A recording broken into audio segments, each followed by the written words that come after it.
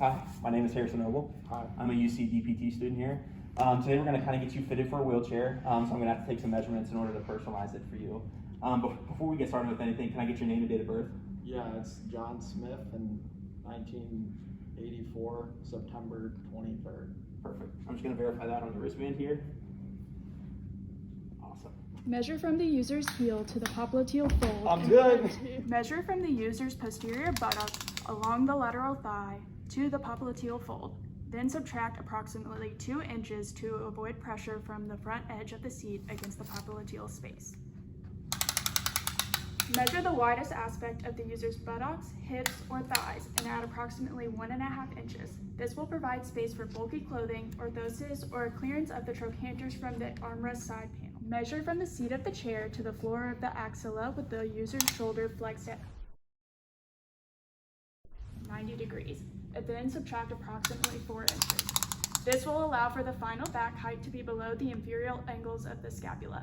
Note, this measurement will be affected if the seat cushion is to be used. The person must be considered while seated on the seat cushion, or the thickness of the cushion must be considered by adding that value to the actual measurement. Measure from the seat of the chair to the olecranon process with the user's elbow flexed to 90 degrees, and then add approximately 1 inch. Note, this measurement will be affected if the seat cushion is used. The person must be measured while seated on the cushion, or the thickness of the cushion must be taken into consideration with the actual measurement. Measure from the user's heel to the popliteal fold and add 2 inches to allow clearance of the footrest. If a seat cushion is used, do not add inches. The foot place should be at least 2 inches from the floor to allow clearance for wheelchair mobility. Now we're just going to make sure that he's properly fit and seated in his wheelchair. So I've went ahead and measured the lengths of the legs. Those are fine. So the first thing I'm going to do is I'm going to come under the side here, and I'm going to put 3 fingers underneath the thigh here, which is good. There's plenty of room, space there. It's not too tight. Next, I'm going to come to the floor and to the footrest. The footrest needs to be at least 2 inches from the ground. That gives clearance for the wheelchair, which it looks like even at the lowest point it is just over 2 inches. Next, I'm just going to make sure that his hips and legs can fit easily into the wheelchair. So what you're going to do is you're going to take your hands and you should be able to kind of slide it in here, which he's got plenty of room. That allows room for bulky clothes and stuff during the winter. Next, I'm going to go and check the back height of the wheelchair.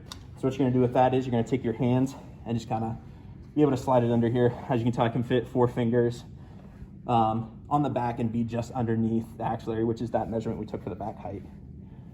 And that's it. He's properly fitted for the wheelchair. One thing I will say though is for the knees, it should be 2 to 3 fingers from the knee to the chair. This seat isn't adjustable, so we weren't able to adjust the depth. But typically what you would want to do is you'd want to put 2 to 3 fingers right behind the knee here, and that should be from the seat of the chair.